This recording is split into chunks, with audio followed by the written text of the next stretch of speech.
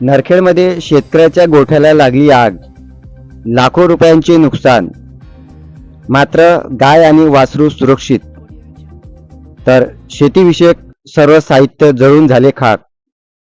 प्राप्त माहितीनुसार दिनांक 24 मे रोज रविवारला नरखेड शहरातील शाळा क्रमांक 2च्या मागे राहुल रामेश्वर रेवतकर यांच्या गोठ्याला रात्री 11:30च्या दरम्यान अचानक आग लागली.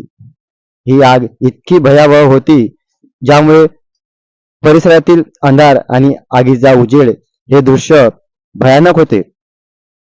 आगीची लोट वाहू लागताच परिसरात हाहाकार मचला. काही वेळातच हजारो नागरिक घटनास्थळी पोहोचले.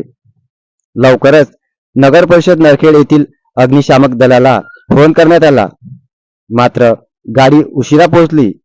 तसेच मोवाड येथील अग्निशामक दलाची गाडी सुद्धा घटनास्थळी पोहोचली. आग विझवण्यास सुरुवात झाली, परंतु तोपर्यंत शेतकरी राहुल रामेश्वर रेवतकर यांचा सर्व शेतीविषयक साहित्य जळून या आगीमध्ये खाक झाले. सुदैवाने गोठ्यामध्ये गुरांचा चारा, शेतीला लागणारे पाईप, सायकली, मोटार्स, त्यानंतर ट्रॅक्टर संपूर्ण जळालेल्या अवस्थेत दिसले. बाजूला ठेवलेले ट्रॅक्टर सुद्धा त्यांचे मोठे नुकसान झालेले आहे.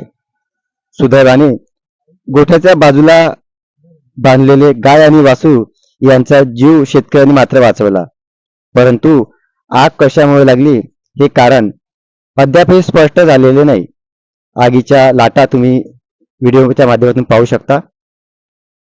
गोठ्याच्या आजूबाजूला कुठलेही विजेचे तार नव्हते, म्हणून कोणीतरी ही आग लावली आणि तो व्यक्ती पसार झाला असा अंदाज सध्या व्यक्त केला जात आहे.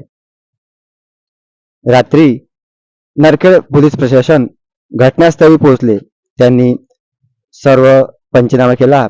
आता अधिक तपास ते करत आहे. मात्र या आगीमध्ये शेतकऱ्यांचे फार मोठे नुकसान झालेले आहे. आता लवकरच या शेतकऱ्याला प्रशासनाकडून नुकसान भरपाई मिळावी आणि ज्या व्यक्तीने आग लागलेली आहे त्या व्यक्तीचा लवकरात लवकर तपास करण्यात यावा, असा सध्या नागरिक आणि शेतकरी आक्रोश व्यक्त करत आहे.